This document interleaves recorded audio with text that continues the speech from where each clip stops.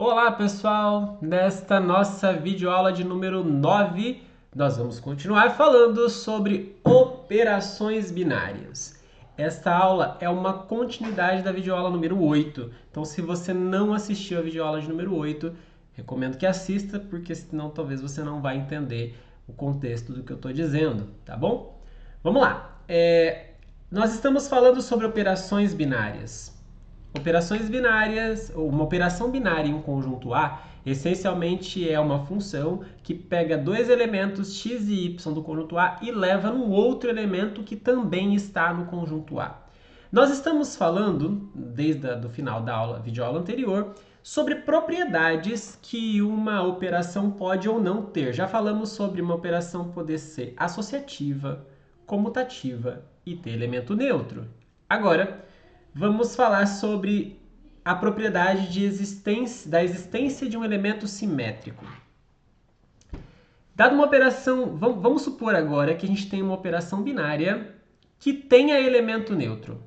Para lembrar, elemento neutro é aquele que, dado qualquer elemento A do conjunto, sempre que você opera à direita ou à esquerda, por ele dá o próprio A. Para qualquer A do A. Tá?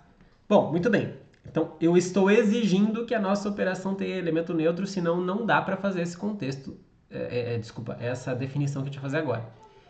Bom, um elemento x no conjunto A, a gente fala que ele é simetrizável se existir um outro elemento, que eu vou chamar de x' em A, que quando você opera o x pelo x' e quando você opera o x' pelo x, tanto faz, dos dois lados, isso dá o elemento neutro.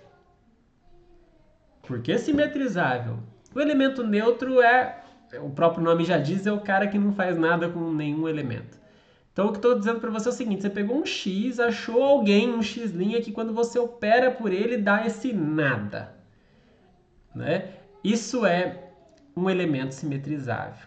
Um elemento que tem esse x', nem sempre ele existe. Quando ele existe, a gente fala que o x é simetrizável. E esse x' ganha um nome também, ele é o simétrico do x. Assim, ele é o simétrico do x no conjunto A. Se por acaso todos os elementos do conjunto A forem simetrizáveis, a gente diz que a operação é simétrica. Então, o que é uma operação ser simétrica? É aquela em que todo x possui um elemento simétrico, ou seja, todo x é simetrizável. Você conhece isso? Com certeza você conhece. Pensa na soma dos números reais. Pensa comigo. Você lembra, talvez da aula passada, que dado qualquer x... desde a aula passada, você sabe que o elemento neutro da soma é o zero. Dado qualquer número real x, quem que você soma com x para dar zero? Ora, menos x. Então, esse menos x, então pensa no 3. Então, menos 3, que você soma para dar zero. Pensa no 7π, é o menos 7π que você soma para dar zero. Ou seja, todo x que você pensar, ele tem um simétrico, que é o menos x. Nesse caso em particular da soma, ao invés de chamar de simétrico, a gente costuma chamar esse elemento de oposto. O oposto do x ao 3, o menos 3 é o oposto do 3, assim como o 3 é o oposto do menos 3. Tá. Isso também existe para o produto? Sim, só que para o produto sem o zero. Sem o zero, tá? Se você pegar qualquer número real, existe alguém que você multiplique e dá o elemento neutro do produto? Elemento neutro do produto é o número 1. Quem que você multiplica por qualquer x não nulo e que a resposta dá 1? Bom, você já sabe. 1 sobre x. Então pega, por exemplo, o número 2. O meio, quando você multiplica 2 por meio, dá 1. Quando você pega o π, 1 sobre π vezes π dá 1.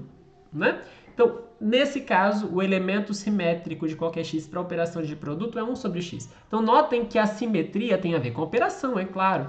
A operação, o simétrico para a operação de soma é o menos x. O simétrico para a operação de produto é 1 sobre x. Nesse caso particular do produto, a gente pode, ao invés de falar de simétrico, a gente pode falar de inverso. Então, 1 sobre x é o inverso do x. Lembra que eu tinha falado agora há pouco que da soma era o oposto, do produto é o inverso. São só nomes que podem funcionar aqui, tá bom? Se a gente pensar na composição de funções bijetoras, essa condição é importante. Se eu pensar só no conjunto das funções bijetoras sobre um certo conjunto A. Então, vamos lá, pega o conjunto de todas as funções de A em A, tal que f é bijetora. Nós vimos algumas videoaulas atrás que toda função bijetora é invertível e vice-versa. Então essas funções aqui são invertíveis. Toda vez que eu faço a composição de f com f menos 1, dá aquela função identidade que leva o x nele mesmo. Pessoal, no conjunto das funções bijetoras, a identidade, a função que leva o x no x, é o elemento neutro. E quando eu faço f composto com f menos 1 ou f menos 1 composta com f, isso dá identidade, portanto, toda função f nesse conjunto, ela é simetrizável, tem como elemento simétrico a sua inversa. Outro exemplo, mas agora de algo que não é simetrizável, a multiplicação nos inteiros sem o zero. Pensa comigo, que número que você multiplica com 2 para dar o elemento neutro do produto que é 1? Tudo bem, 1 é o elemento neutro do produto em z estrela, mas isso é simetrizável? 2 vezes quem dá 1? Você vai falar assim, professor, mas eu sei, 2 vezes meio dá 1. Tá certo? Só que meio não mora em z estrela. Não existe ninguém nos inteiros que 2 vezes esse alguém dá 1. Então, a multiplicação em z estrela, ao contrário de r estrela, não é simetrizável. Em r estrela, beleza? Em z estrela, não. Ok? Umas proposições importantes sobre isso. Primeiro, assim como nós mostramos que elemento neutro de uma operação é único quando existe, também é verdade que todo elemento simetrizável tem único simétrico. Mas nesse caso eu preciso de uma hipótese a mais. É claro que para falar em simetrizável eu preciso ter elemento neutro. Mas tem uma coisa a mais. A nossa operação tem que ser associativa, senão não vale a demonstração que eu vou fazer. Então, de novo, se você tiver uma operação associativa e com elemento neutro, e se um determinado elemento for simetrizável, o seu simétrico é único, não tem dois simétricos para o mesmo carinha nessas condições. Como que prova isso? Para provar que algo é único, supõe que tem dois e mostra que eles são iguais. Então, peguei um elemento x, vamos supor que ele tem dois simétricos. Já estou supondo, eu já estou assumindo como hipótese que ele é simetrizável. Vamos supor que ele tenha dois simétricos. Eu vou chamar o primeiro de x1' e o segundo de x2'. Natural, né? Muito bem. Agora vamos fazer umas continhas aqui. Meio gambiarra. Nada numa mão, nada na outra. Posso escrever o x1' como e vezes x1'? Por que eu posso? Porque é o elemento neutro. E vezes x1' é o próprio x1'. Eu não estou fazendo nada que não possa. Agora, como E é elemento neutro e o x2' é o simétrico do x, deixa eu lembrar aqui para você. O que significa dizer que o x2' é simétrico do x? Que quando eu opero um pelo outro, tanto faz a direita como a esquerda, isso dá o elemento neutro. Essa é a definição. Aliás, vou aproveitar aqui e já lembrar para o x1. Dizer que o x1' ele é o simétrico do x é dizer que quando a gente faz a operação à direita ou à esquerda, dá o elemento neutro. Muito bem. Então tá. Então quer dizer que eu posso trocar esse E por x2' operado com x, não posso? Tá aqui, ó. O E, ele é x2' operado com x. Então olha o que está escrito aqui. O x1', ele é a mesma coisa que x2' operado com x e depois com x1'. Beleza. Vou fazer a mesma coisa para o x2'. O x2', ele é a mesma coisa que x2' operado com elemento neutro. O elemento neutro não faz nada com ele. Mas o elemento neutro, ele é também escrito como x operado com x1'. Estou trocando ele aqui por x operado com x1'. Agora, olha aqui. Olha só. Olha o que tem aqui em cima e aqui embaixo. x2' operado com x operado com x1'. Aqui também, x2' operado com x operado com x1'. Só correu parênteses. Ah, mas a operação é associativa? Só correu parênteses não muda o resultado? Então o que está em cima é igual ao que está embaixo? Quer dizer, o x1' é igual ao x2'. Portanto, simétrico é único. Legal, né? Outra proposição. Além de saber que o simétrico é único quando ele existe, é razoável o que está escrito aqui nessa proposição. Toda vez que a operação for associativa de novo, mesma condição de antes, e tiver elemento neutro, dado um x que é simetrizável, se o x' é o único simétrico dele, quando eu calculo o simétrico do simétrico, ele existe e é o x. Ou seja, o simétrico do simétrico é o próprio elemento do começo. Notem que eu só consigo garantir isso nessas condições. Claro, o elemento neutro é obrigatório para poder definir elemento simétrico, mas eu preciso da associatividade também, né? Por que isso é verdade? Muito simples, quer ver?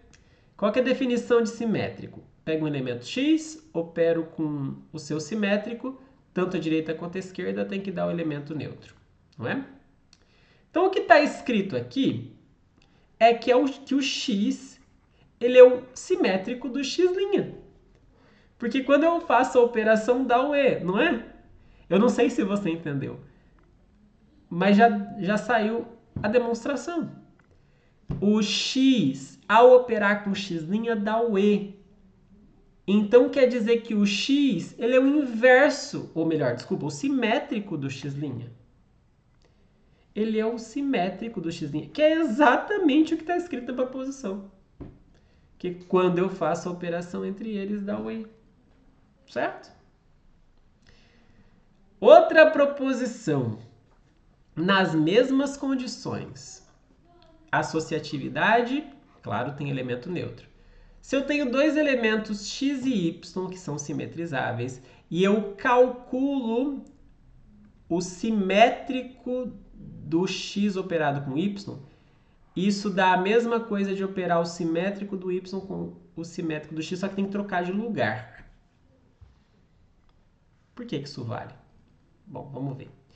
Olha só, quando a gente faz y' operado com x', que é o que está aparecendo aqui do lado direito, operado com x operado com y, eu quero mostrar que isso é elemento neutro. Por quê? Ora, porque todo mundo que eu opero por um certo elemento e que dá um elemento neutro é o simétrico dele, não é? Então, se eu operar esse carinha por alguma coisa, essa alguma coisa der E, que é o que vai acontecer, porque esse carinha é o simétrico desse. Então, esse carinha vai ser o simétrico... Tá vendo? Opa, exagerei. Vai ser o simétrico daquele. Quer ver? Y' operado com x', operado com x, operado com y. Pode correr o parênteses o tanto que eu quiser, porque é associativa à operação. Então tá, então vamos correr o parênteses, colocar um parênteses aqui no meio. X' operado com x. Ora, o x' ele é o simétrico do x, então o resultado disso aqui é E. Ok, mas o E é elemento neutro da operação. Toda vez que eu multiplico alguém por E, dá ele próprio. E aqui, para acabar, y' operado com y, o y' é simétrico do y, então a resposta é o elemento neutro. Pronto! Então quer dizer que este carinha operado com xy dá o E, mas eu tenho que fazer isso do outro lado também. Gente, é análogo. A conta que eu fiz aqui vale da mesma forma para o outro lado. Então o x operado com y, operado com y', operado com x' também dá E, tanto à direita quanto à esquerda. Tá? Eu fiz esse lado, operado com esse, deu E. Se eu trocar de lugar esses dois, xy, y' e x' também dá E. Ou seja, esse carinha é o simétrico. Esse carinha aqui é o simétrico do x operado com y. Como é que a gente denota? Como é que a gente denota o simétrico do x operado com y? Só por uma linha, né? Então, olha só. O x operado com y', é o próprio y' operado com x'. Aqui eu tinha escrito de uma maneira um pouco diferente, não sei se ficou confusa a explicação, mas é a mesma lógica, né?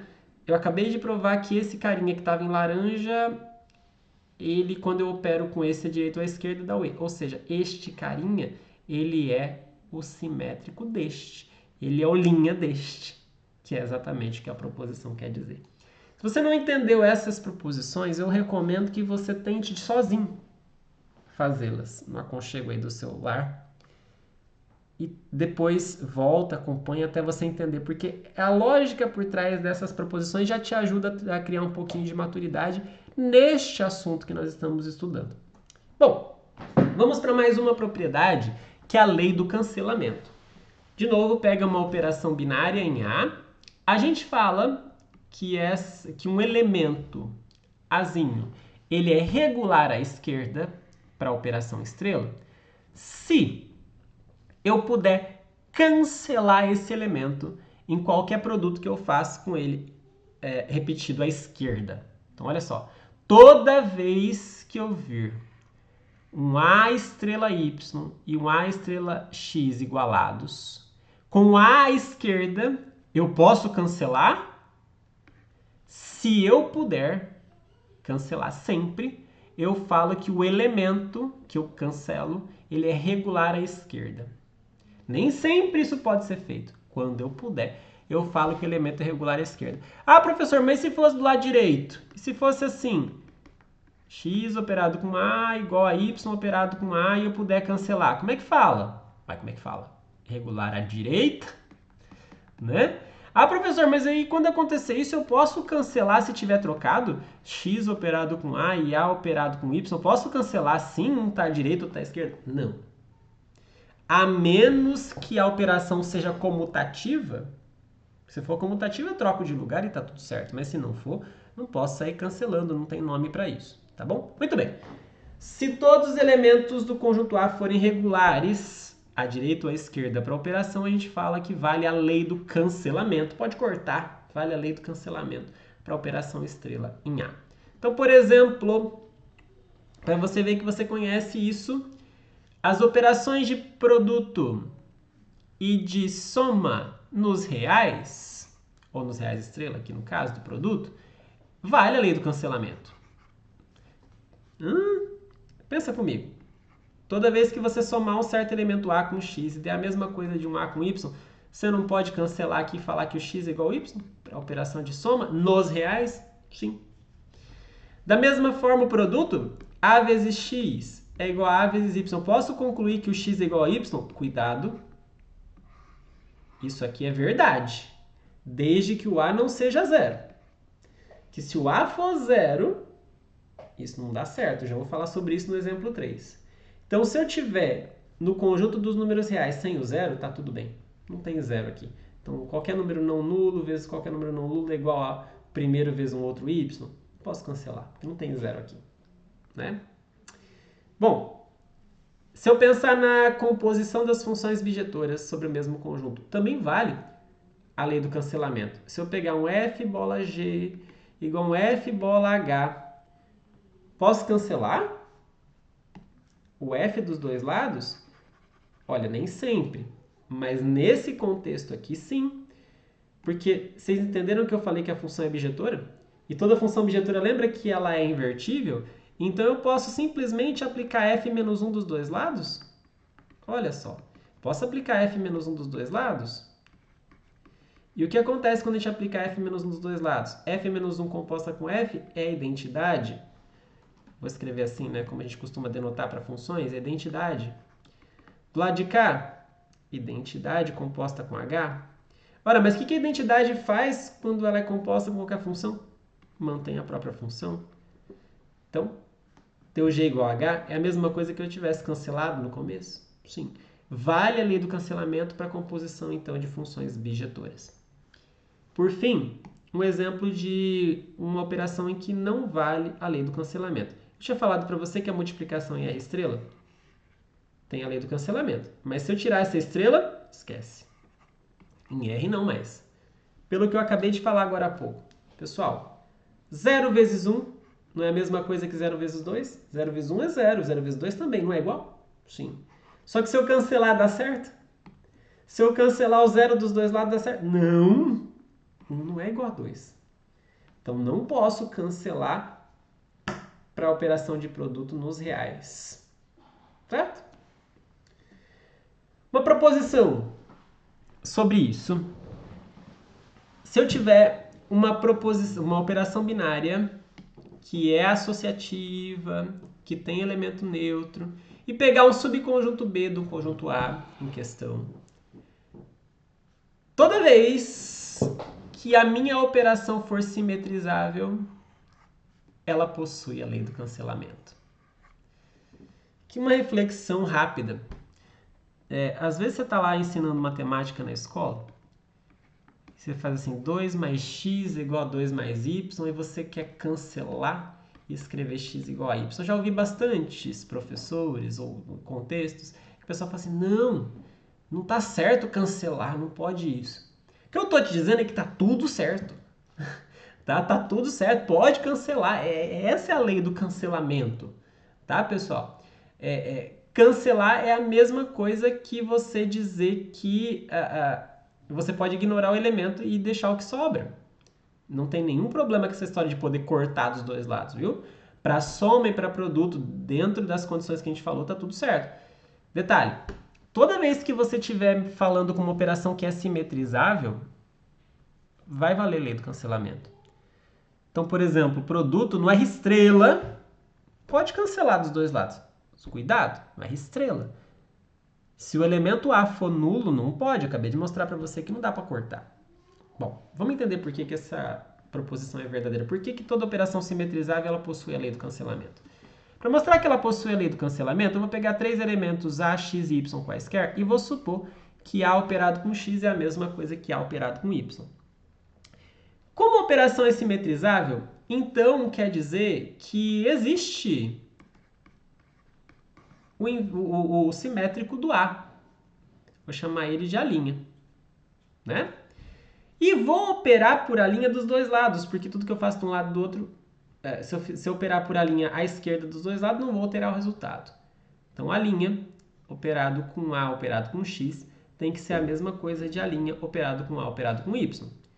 Como a minha operação ela é associativa por hipótese, eu posso correr o parênteses. Então, o parênteses correndo aqui fica A' operado com A operado com X, depois o A' operado com A operado com Y daqui. Acontece que A' operado com A, como o A' ele é o simétrico do A, isso dá o elemento neutro, dá o E. Mesma coisa aqui, dá o E. Ora, mas o que o E faz quando ele é operado com qualquer elemento? Nada. Mantém o próprio elemento. E operado com Y, dá Y. Então, olha só que interessante. Nós começamos supondo que o A operado com X fosse igual ao A operado com Y, chegamos à conclusão de que o X é igual a Y. Cancelei o A. Ou seja, vale a lei do cancelamento porque eu fiz isso para qualquer elemento A do conjunto. Certo? Por fim, vamos falar sobre distributividade. Você já deve ter ouvido falar sobre isso também quando você tratou de operações básicas do cotidiano. Para falar em distributividade, eu preciso agora de duas operações binárias. Uma eu vou chamar de estrela e a outra eu vou chamar de delta. A gente vai dizer que a operação estrela ela é distributiva à esquerda em relação a delta. Olha que frase comprida, mas tudo que está escrito aqui é importante. Estrela é distributiva à esquerda em relação a delta se toda vez que eu fizer qualquer elemento x operado com qualquer elemento y operado com z, mas a primeira operação é estrela, a segunda é delta, eu posso fazer isso aqui, né? X estrela y, x estrela z, e aí a operação do meio fica no meio das duas. Entende? Igual você faz com produto e soma. Isso é distributividade à esquerda. Por que à esquerda? Porque o elemento que eu estou distribuindo para os dois está à esquerda da operação. Da mesma forma, eu podia falar em distributividade à direita. Então, quando é que a operação x estrela ela é distributiva à direita com relação a delta? Bom, toda vez que eu fizer y delta z e operar com x, eu posso fazer a distributiva aqui, ó. Toda vez que isso for igual a y estrela x delta z estrela x, certo? Toda vez que a operação for distributiva tanto à direita quanto à esquerda, eu posso só falar que ela é distributiva. Não preciso enfatizar se é direita ou esquerda, né? Muito bem. Alguns exemplos de que você conhece isso. O exemplo mais trivial, sem dúvida, que você conhece, é da multiplicação em relação à adição nos conjuntos numéricos usuais. Aqui eu falei dos reais, mas pode ser qualquer um dos conjuntos numéricos usuais que a gente usa, naturais, inteiros, racionais, complexos. Em qualquer um desses conjuntos, o produto é distributivo em relação à soma, porque x vezes y mais z é sempre x vezes y mais x vezes z.